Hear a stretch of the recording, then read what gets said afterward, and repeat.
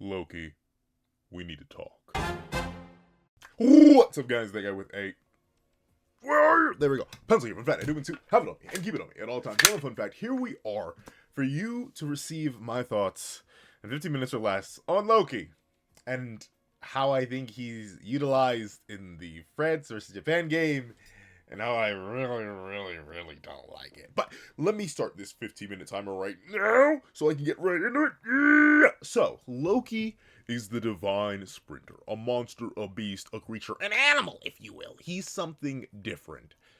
At least that's what the narrative has been consistently, and I mean consistently, telling us about Loki, right? He is a monster. He is a beast. He is a creature so far beyond literally everything we've ever seen, to the point where Noah is like, oh yeah, you know, this Loki guy, yeah, he's actually like that for real, Twinsky. Yeah, obviously we gotta respect him. He's the greatest threat to me ever. You know, he's just like that for real. Ultimately, there's no one else. There's no rivalry. There's no competition. He's just goated like that, brother. He's just goated like that.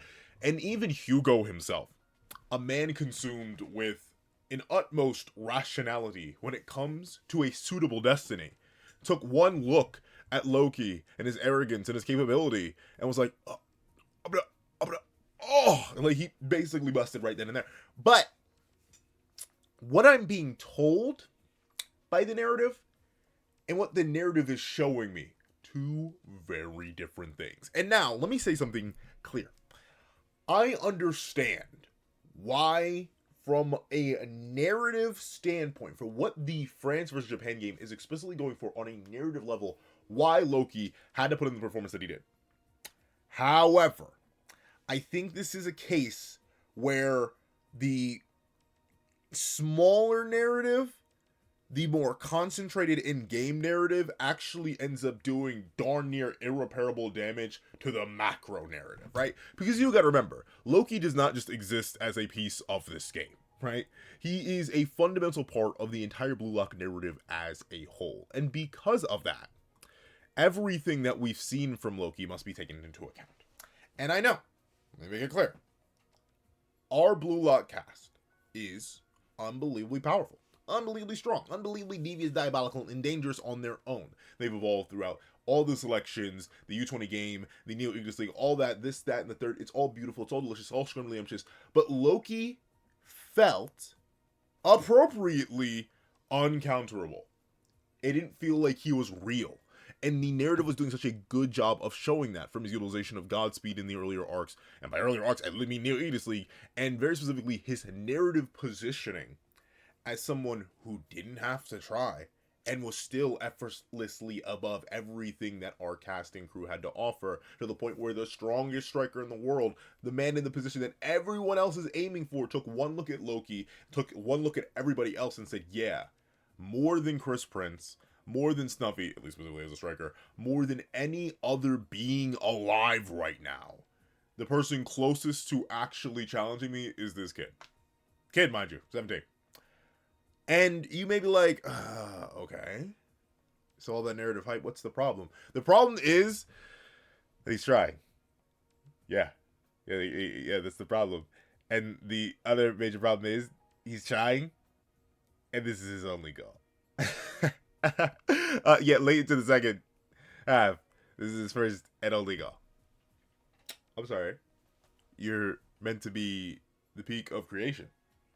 You are meant to make every single other character around here look like babies. You are literally, as you yourself go on to acknowledge, the master of some of the individuals you are currently playing against. You're supposed to be a creature, a monster, an animal, a beast, beyond all reason and recompense. But I'm Loki. Hate to say it, brother, you're going in the flow. You're popping Predator Eye. You're doing all this against a team in turmoil, a team in mid-development, a team that was shattered so thoroughly by one of your own homeboys that they're literally reconstructing before you, and yet you're still struggling a whole lot. Now, I very specifically am something of a sweat scaler myself, so I do understand the massive amount of people who have heard the critiques of Loki's performance in this game and been like, he hasn't even sweat yet. We have not seen Loki do a single drop of sweat. He's actually still good like that. You know, he's still just holding back. And I would agree if we didn't see moments like, where is that? Where is it at? Where is it at? If we didn't see moments like this. You don't go into flow when you ain't trying. You don't pop Predator Eye when you ain't trying. You don't do a Reflex X Reflex when you ain't trying. No, Loki's had to put in effort. And not just effort against the greatest and the strong. No. He literally popped Flow. Reflex Eyes. No, literally. I think it's a combo of both. Literally. Potato Chip popped Flow and Reflex Eyes, if not both, against an indecisive mid-development Hiyori. This is the greatest threat to Noel Noah, by the way. This is the peak of creation. And you may be like, okay, that's a man. Fine. He's been narratively rebalanced. He's now more so on the level of our cast to the point where he's interactable.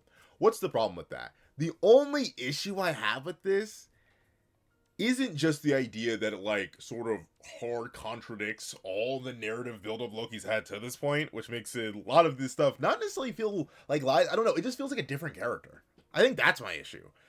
Part of it. Like I said, there is more than just this isn't narratively consistent, and with everything that we've gotten told to up to this point, this should not be happening. I think the main thing that rustles my jimmies, that wiggles my toes and tickles my nose, is the idea that I'm still supposed to believe he's not narrative rebalanced. Whoa, that didn't come out right. I'm still supposed to believe he's not narratively rebalanced. It's not like in these flashbacks that we got before he went on to score that Loki was like, oh, well, actually, you know, all that stuff about him being this monstrous beast, this inhuman creature with godly speed, able to hard counter the Kaiser impact and call it slow in terms of just how unbelievably and humanely fast it is. I know it was a magnet, so it was slower than a crowd. But regardless, no, he's still meant to be a born number one. He's still meant to be this absurdity. He's still meant to be this great, amazing thing. And he's been clamped down by Chigiri. He didn't score all game. You want to know the moment that really sold me that the Loki that we once knew, the Loki that was like, oh yeah, this is our guy. Okay, we're gonna have to see him go crazy, into Bumkey, as I've started to call him. Dog. We end off the first half and then enter the second half with Loki looking to the 15-year-old and being like, hey, Charles, give me some more line-breaking passes this half. What? If this ends without me scoring, the Earth will be sad, right? Yo. Y'all know how Shido has endless allegations of being a fraud, world-class passer merchant. No ability to create shots on his own, no ability to score on his own, always needs a top-tier, top-of-the-line, divine passer to actually make Shido do anything. I personally am 50-50 on that. It depends on the day. If I'm feeling like slandering Shido that day, then yeah, I'm going to support that. But 9 out of 10 times, let me not lie, 5 out of 10 times, I will end up saying, I will say, and no, Shido's actually better than that. We've seen this man be a monster on his own. They literally had a whole section in this very game to show that Shido simply raises the level of play and is a monster and a beast and a creature that could break past someone who's trained to hard counter Batra of all people. But Loki literally could not score on his own. Godspeed. One of, if not the most flat out, basically broken weapon in the narrative to this point, next to Kaiser Impact. And he couldn't score in the entire first half. He only scored very specific. Oh, sorry, here's the instance of him getting clamped by Shigeri. It's nasty. And then being locked up by Karasu. It's nasty. But regardless, could only score when the actual top-tier crazy world-class passer gave him a top-tier crazy world-class pass and literally set up everything perfectly for him. This is the number one. This is the greatest threat. This is the guy. And I'm sorry, these two things do not reconcile. It creates this very strong narrative dissonance where the story is telling me something, but it's showing me something else, right? I can huff all the copium about Loki not sweating and not trying all I want, but I'm sorry, Nomura-sensei, you drew him with the flow eyes and predator eye. Only so much I can do about that. I can believe that he's so many tiers above everything and everyone that he would never actually be in any danger. Dog, we know how flow works. We even know how reflex works. Or at least the Black Scalar. I know Black Scalar and Flow have been like I don't know. I'm not. It's something hard like it for that. But regardless, dog, you don't go into Flow, which is what at least these sparkling eyes are, unless you're actually met with a viable challenge, which bluelock just wasn't meant to be at this point. And I think the thing that really just takes the gargantuan hammer and nails it in the coffin is truly the fact that this isn't even a solid bluelock. Right? Like, we gotta remember, this Loki, who is being clamped down by Chigiri, outplayed by Karasu, all this, that, and the third, this Loki, while paired with another new General 11, mind you, right? And obviously, Hugh has been hard carrying the game. This has been his narrative, but still, Loki just is not going up against a Japan that's capable. Isagi basically didn't exist for 90% of the game. Isagi? The person who Loki explicitly wanted to get a lick back against? Yeah, never did. Never did. Not in this game. So, essentially, France was playing an 11v10, and Loki couldn't score in the first half. Japan in the second half is still undergoing consistent evolution and development. Because right now, they're incomplete. And Loki can't bust through an incomplete team while he's still being glazed as this top tier, next level, once in a generation, godly chosen being on a godly chosen team, and the game's hideout. We're down to the wire. There's a non-zero chance that the game ends in a tie, and this is the strongest player, the fastest man, Godspeed himself. I just can't buy it. I can't buy it. It is truly a case of two narratives clashing. The macro narrative and the micro narrative are literally boxing right now. And unfortunately for the micro narrative, it's getting whomped by the fact that inside the micro narrative, it's fighting itself.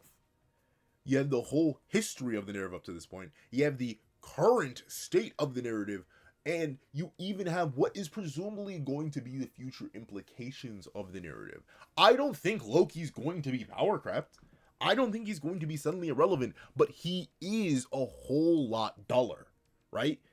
This once sharp blade that could cleave through basically anything stood in an entirely separate dimensional tier than every single player we knew, was so beyond the new General 11 tier that he was a master of it. A master of the new Ediously put on the same pedestal as the well-known Chris Prince, Snuffy. Love it, But regardless. And now he just feels like another player. Cool. He really does feel like a pace merchant now. And don't get me wrong, I was always down for Isagi slandering him. Because, I just love some good slander. But now, yeah, it does feel like that. I'm sorry, you have the same amount of goals as both of your midfielders who scored before you. But I'm supposed to believe you're the next greatest dad in the world, huh? That's what I'm supposed to believe. Going extreme diff with a team that is barely functioning as a team. And you're number what? You're the GOAT? I can't buy it. I can't buy it. I see what you're selling. Kaneshiro Sensei. I see what you're selling, Loki. But ultimately, I just can't buy it. I can't buy it. Because here's the thing. If the game is this close, right here, right now, when bluelock barely even understands what it is in this current moment. Yeah, what's gonna happen when they actually do understand what they are? Loki, if you're being forced into flow Godspeed in order to block an indecisive Hiyori in the group stage, I'm supposed to believe you're gonna be viable against them in a hypothetical rematch? I just don't buy it. And that's the thing. To sum up my entire issue with Loki and how he's been handled in the game, he was narratively rebalanced into a weaker character, and that contradicts his entire character and the narrative that has been surrounding Loki this whole time. and is still attempted to be forced onto Loki. And that's just not how you do good consistent storytelling. The weakest part of the France game, as I assume it will end soon, is going to be Loki, because the narrative itself has failed him. The portrayal that Kaneshiro Sensei decided to go with and Yusuke Nomura ultimately created makes Loki feel infinitely weaker than he should be. And this, I don't even want to call it necessary evil, though. I feel like ultimately it was just a mistake to make the god of speed this week. But I am out of time, so if you made it all the way to this video, please leave failed divinity in the comment section down below. I want to thank you so much for watching. Please leave a like, share, comment, and subscribe. Make sure that lethal notifications so you don't miss out on any of those that come to the channel. Also I'm going to have a page down below. You support me for as low as $1. Get a month. Things like exclusive videos, early content, and more. Also, now become a member of the channel for as low as $3 a month to get the same perks and more. So those perks include the live reactions, so this year's time to review, ad free of all my videos, early ad free access to all my videos, early ad free access to all my videos, not just on the main channel, on the second channel that called the reaction. Link in the description down below and in the card in the upper right hand corner. On top of that, I do have a link to my If-Line down below. Read off 5 videos, short video, 20 videos, long video, or any videos at all. Any support is always greatly appreciated. Now I want to thank you so much for watching once again, and I hope you guys have a wonderful day. This is That Guy with the Pencil, writing off.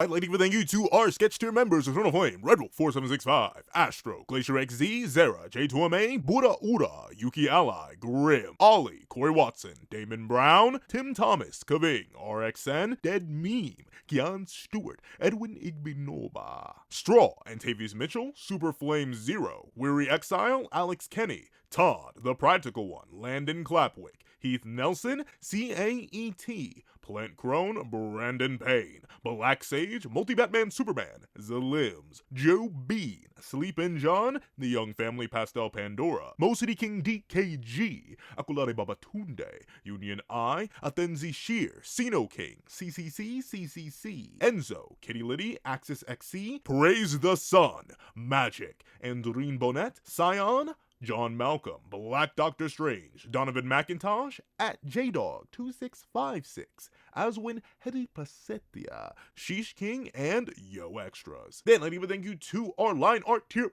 patrons: Dread Zoen, Kevin Encarnacion, Lucas Stace, Midnight Lord 21, and Sean. Then I'd like to give a thank you to our ink tier member, Shrimpo the Fourth Shrimp 06. And I'd like to give a thank you to our digital art tier member, J Warrior. Then I'd like to give a thank you to our colored art tier patrons, Walkie Munoz and Walkie Munoz.